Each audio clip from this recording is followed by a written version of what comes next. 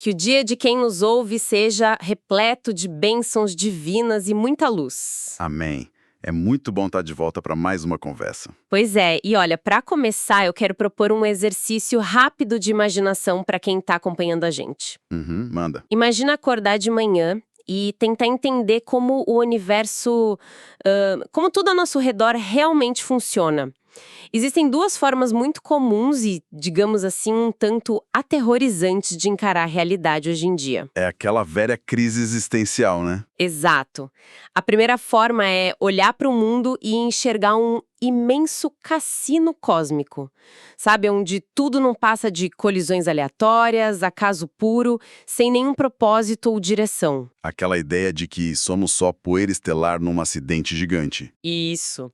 E a segunda forma é o extremo oposto disso. É olhar para a vida e sentir que a gente tá, tipo, preso nos trilhos de uma montanha russa inquebrável. Um roteiro rígido, cego, onde as nossas escolhas são apenas uma ilusão. E o interessante é que esses dois sentimentos que atormentam tanto a nossa mente moderna, eles não são novidade alguma, viu? Sério? Sério, na antiguidade isso já dividia os pensadores. O pessoal do cassino cósmico, por exemplo, eram os epicureus. Eles defendiam um mundo material governado puramente pelo acaso. Aham. Já o pessoal da montanha-russa engessada eram os estoicos, que acreditavam num destino de ferro, sabe, totalmente inflexível. E o ponto de partida da nossa conversa hoje é justamente como escapar dessas duas armadilhas mentais. E, para fazer isso, o nosso mergulho profundo de hoje vai explorar um verdadeiro clássico. Vamos analisar o livro Teologia Sistemática, escrito pelo autor Louis Berkhof. Excelente escolha de material. Né? E a gente vai focar toda a nossa atenção no capítulo que trata sobre a providência. A ideia aqui é desvendar essa terceira via, a visão do teísmo cristão sobre os bastidores da realidade. Que é fascinante, diga-se de passagem. Com certeza. Porque se o mundo não é um acidente caótico e ao mesmo tempo também não é uma máquina fria, determinista, o que é então? Como um ser supremo interage de fato com a matéria, com o tempo e com as nossas decisões diárias? Então, o conceito central que o Berkhof apresenta para responder a isso tudo é a providência. E para definir de forma bem direta logo de cara, a providência não é um evento que aconteceu lá no passado, lá na origem do universo. Não é só dar o play e ir embora. Exato. Ela é o exercício contínuo e permanente da energia divina. É a ação pela qual o Criador preserva todas as coisas que fez, opera em tudo que acontece e direciona a história para um fim muito específico. Uhum. E, historicamente, quem ajudou a cimentar essa visão no Ocidente foi Agostinho. A grande preocupação dele era defender essa soberania total, mas sem esmagar o que a teologia chama de causas secundárias. Causas secundárias sendo a ação real e genuína das criaturas, certo? Isso, exatamente. É a garantia de que as nossas escolhas e os processos da natureza têm um peso real. E é muito fácil escorregar e perder esse equilíbrio. Pensando em como isso se desdobra na prática, me vem à mente uma analogia corporativa para ilustrar dois grandes erros de compreensão que o autor aponta: As analogias sempre ajudam. Quais são os erros? o deísmo e o panteísmo. O deísmo, por exemplo, seria aquele CEO fundador genial, sabe? Tem. Morar numa ilha deserta incomunicável. Ele não atende telefone de jeito nenhum. Não atende, não responde e-mail, zero envolvimento no dia a dia. A empresa roda puramente pelas leis que ele deixou lá no começo. É uma ótima imagem. E o panteísmo, por outro lado, seria o exato oposto no mundo corporativo. É a ideia de que o CEO não apenas está no escritório, mas ele é o escritório. Como assim? Ele é o escritório? Ele é a mesa de reunião, ele é o bebedouro, ele é o crachá e ele é cada um dos funcionários. Não existe linha divisória entre quem fundou a empresa e a própria estrutura da empresa. Tá tudo misturado. O que nos leva aos problemas práticos de viver com essas mentalidades, né? Porque, no caso do deísmo, se o universo é um relógio de corda abandonado pelo relojoeiro, que é uma visão muito herdada do racionalismo dos séculos XVIII e XIX, toda a ideia de comunicação com o divino desmorona. Desmorona completamente. Porque pensa bem, fazer uma oração pedindo intervenção. num mundo trancado por leis físicas autônomas onde o Criador se aposentou. É literalmente falar com o vento. Exato. É inútil. E o panteísmo, que por sinal ganhou muita atração na teologia liberal mais moderna, sobre o verniz de enfatizar a imanência divina, ele traz um problema ainda mais grave. Qual o problema? No campo ético, porque se não há distinção entre o Criador e a criação, se tudo e todos são estritamente parte da substância divina, então o livre-arbítrio desaparece. Ah, claro. A responsabilidade moral simplesmente evapora.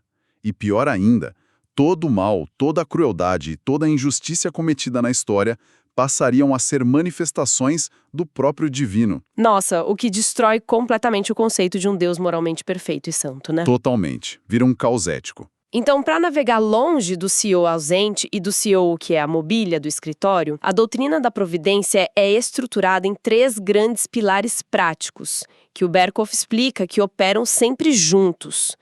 E o primeiro pilar é a base da nossa própria realidade física, é a preservação. Isso. A preservação lida com a manutenção contínua da existência. E aqui, olha, há um mal-entendido gigantesco.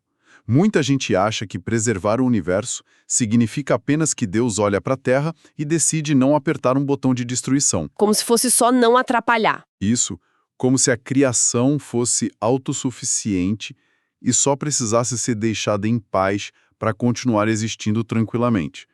Mas o conceito teológico vai muito mais fundo que isso. A preservação é uma força ativa, é um exercício contínuo de poder sustentador. Até porque a autoconservação, a capacidade de gerar e manter a própria vida a partir de si mesmo, é uma exclusividade do Criador, não é? Nenhuma criatura, nenhum átomo, nenhuma galáxia tem o poder de segurar a própria existência. Precisamente. Na teologia, isso é chamado de aceidade. Deus tem vida em si mesmo. O universo não tem. Uhum. Então, se o poder divino que sustenta a realidade fosse desligado por um único segundo, as coisas não desmoronariam lentamente ou seriam destruídas por uma força externa, como num filme catástrofe. O que aconteceria então? Elas simplesmente retornariam ao nada. Deixariam de existir instantaneamente. Uau! Mas aqui entra uma complicação filosófica enorme na minha cabeça. Porque há uma ideia famosa que foi defendida por mentes brilhantes como Descartes e até o Jonathan Edwards, de que essa sustentação ativa seria uma criação contínua. Ah, sim, a teoria da criação contínua. Isso, o universo seria como um filme em stop motion. A cada milissegundo, Deus recria o mundo e recria cada um de nós do zero, quadro a quadro. E olha, eu tenho um problema imenso com essa ideia. Não é uma ideia fácil de engolir. Pois é. Se eu sou literalmente recriada a cada fração de segundo, eu não tenho uma existência contínua. O eu que começou a formular essa frase não é o mesmo eu que está terminando a frase.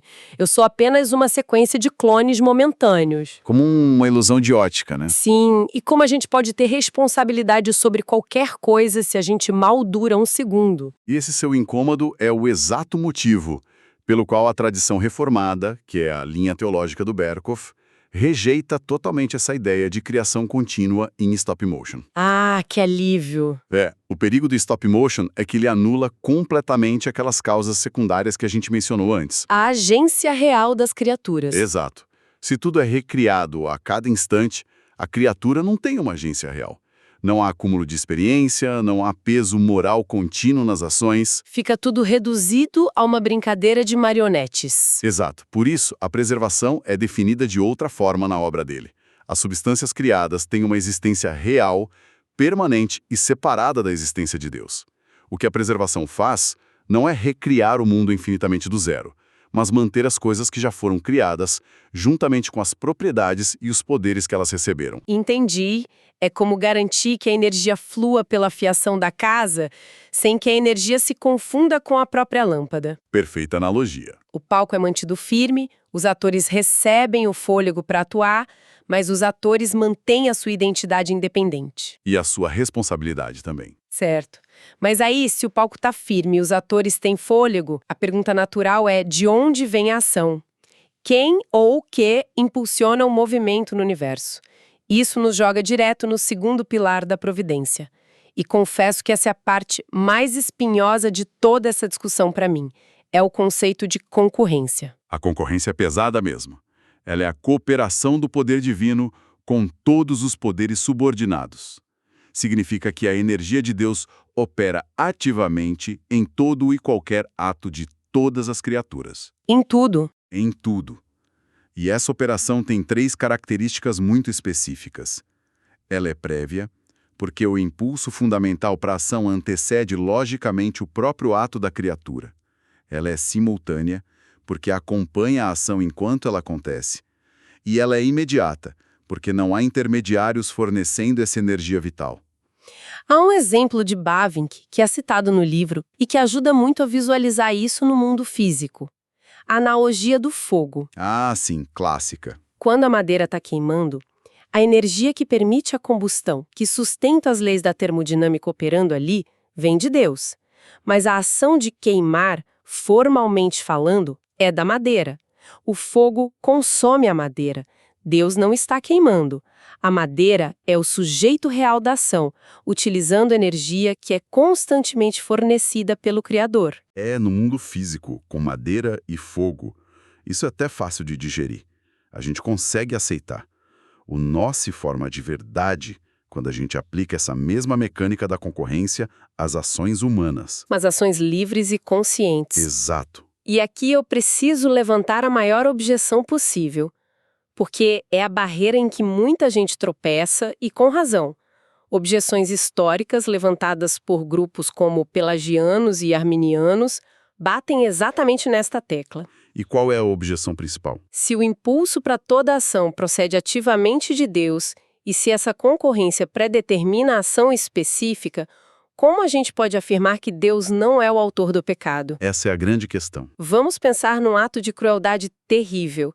Se a energia para levantar o braço de alguém e a sustentação do cérebro para formular um pensamento ruim vem diretamente e previamente de Deus, a culpa não acaba subindo a cadeia de comando até chegar nele? Essa é a objeção filosófica mais pesada que existe contra a doutrina da providência absoluta. E a resposta teológica que o Berkhoff apresenta não tenta fugir da tensão, mas ele estabelece contornos bem claros. E como ele desata esse nó? Primeiro, ele argumenta que dominar sobre um ato livre não significa instigar esse ato. O mal ocorre por permissão divina, não por indução. Deus não tenta ninguém ao mal. Certo. Há também o fato de que, historicamente, a Bíblia relata Deus restringindo ativamente o mal, ou redirecionando atos terríveis para propósitos construtivos a longo prazo. A famosa história de José do Egito, né? Vocês intentaram o mal contra mim, mas Deus o tornou em bem. Perfeito exemplo.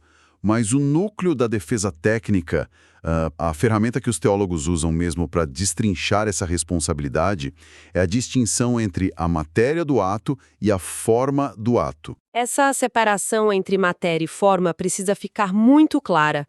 Como isso funciona num cenário real? Vamos pegar o exemplo de uma mentira verbal. Uma pessoa decide caluniar alguém de propósito. Fisicamente, o que está acontecendo ali? Bom, os pulmões estão empurrando o ar, as cordas vocais estão vibrando. Isso. Os neurônios estão disparando sinapses para formar as palavras. Toda essa mecânica física e mental é a matéria do ato. E preste atenção, toda essa energia é boa em si mesma. É um milagre da vida orgânica funcionando. E o poder dinâmico para que tudo isso funcione vem da concorrência divina. Deus fornece a força vital. Ou seja, o pulmão funcionando e a corda vocal vibrando não são pecado, é só física e biologia. Exatamente. O corpo humano operando como foi projetado.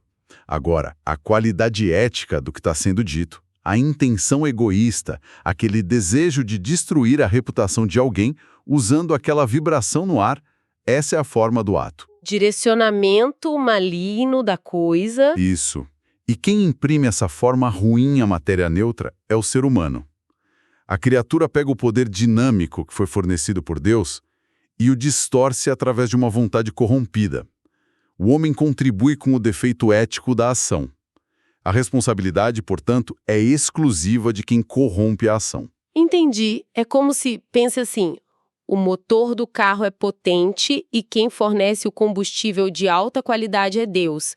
Mas quem pega o volante e joga o carro ribanceira abaixo de propósito é o motorista. Boa. A culpa pelo acidente não é da refinaria que fez a gasolina ou de quem projetou o motor para girar. É uma excelente maneira de visualizar. Mas olha, é essencial pontuar a honestidade intelectual do texto do Berkhoff aqui. O que ele diz? Mesmo destrinchando a matéria e a forma desse jeito tão lógico, ele admite abertamente que essas construções lógicas nunca vão satisfazer a mente humana de forma plena.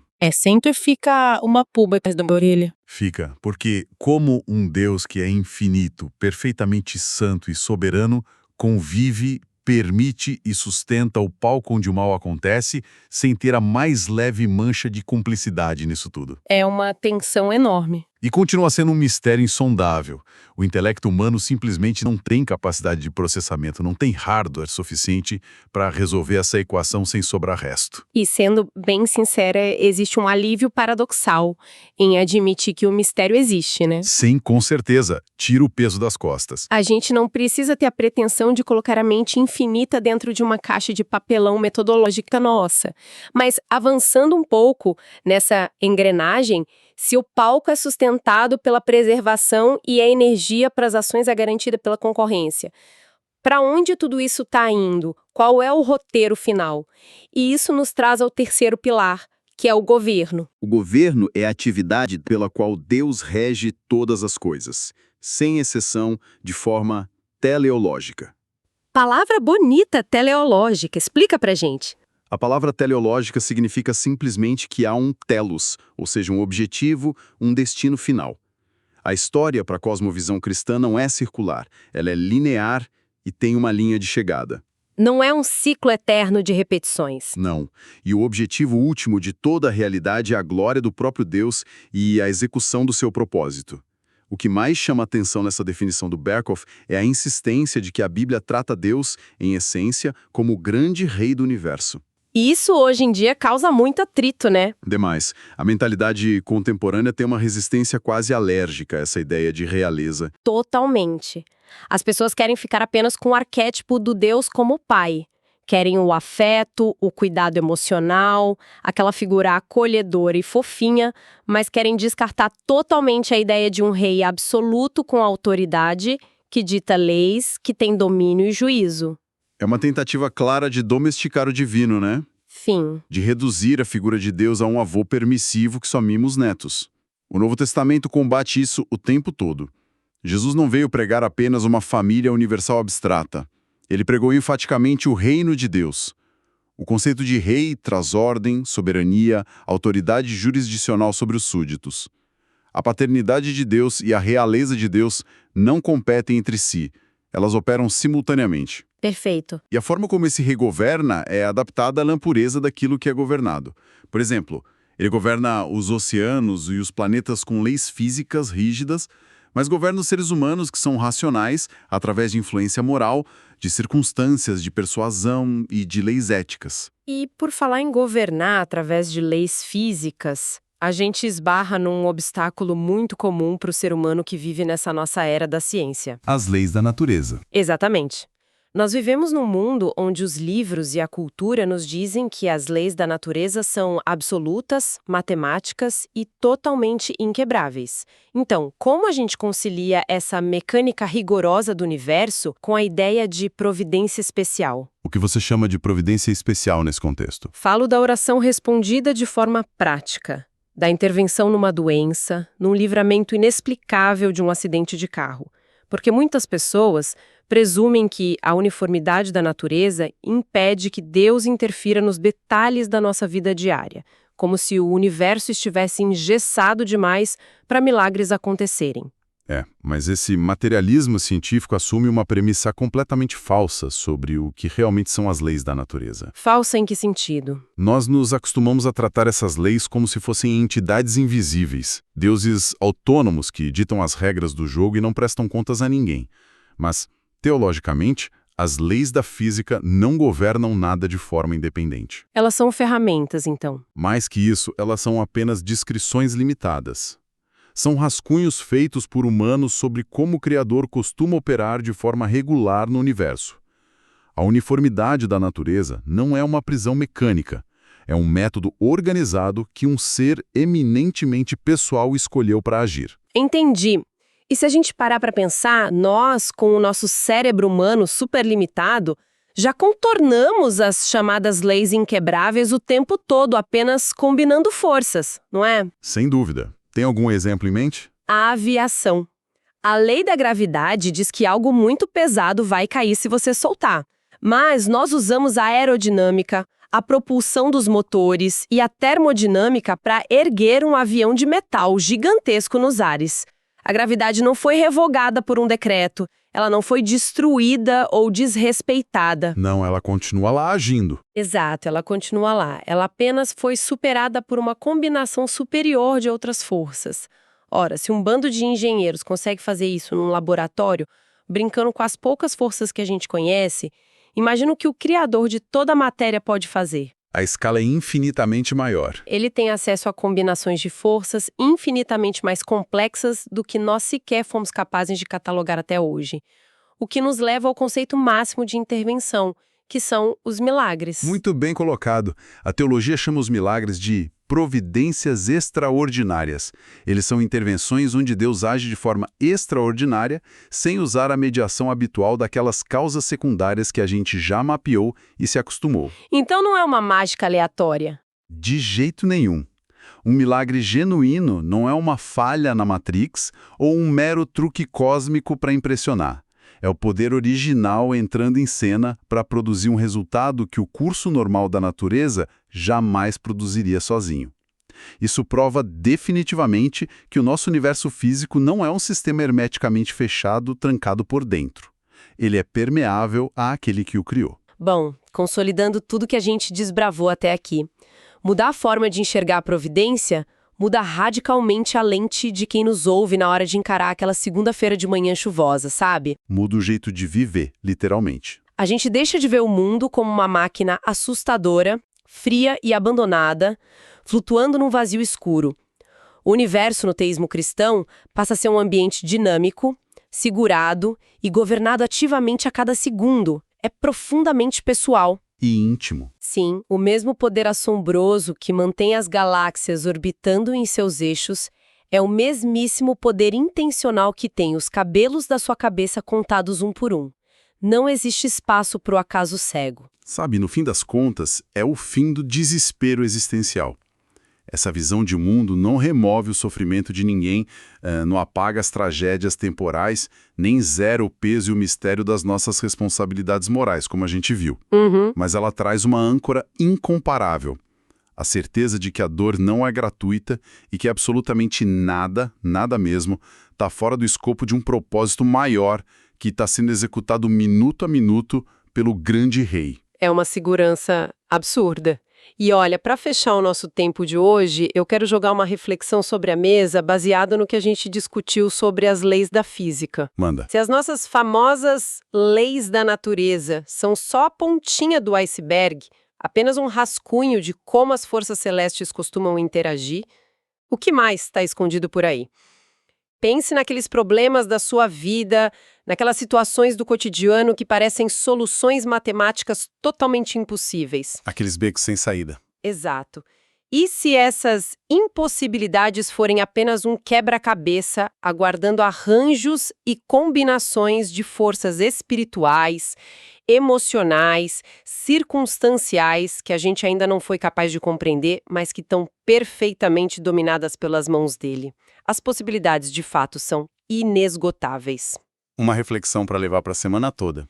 Sem dúvida. E, pessoal, uma informação muito importante para quem acompanha o nosso trabalho por aqui.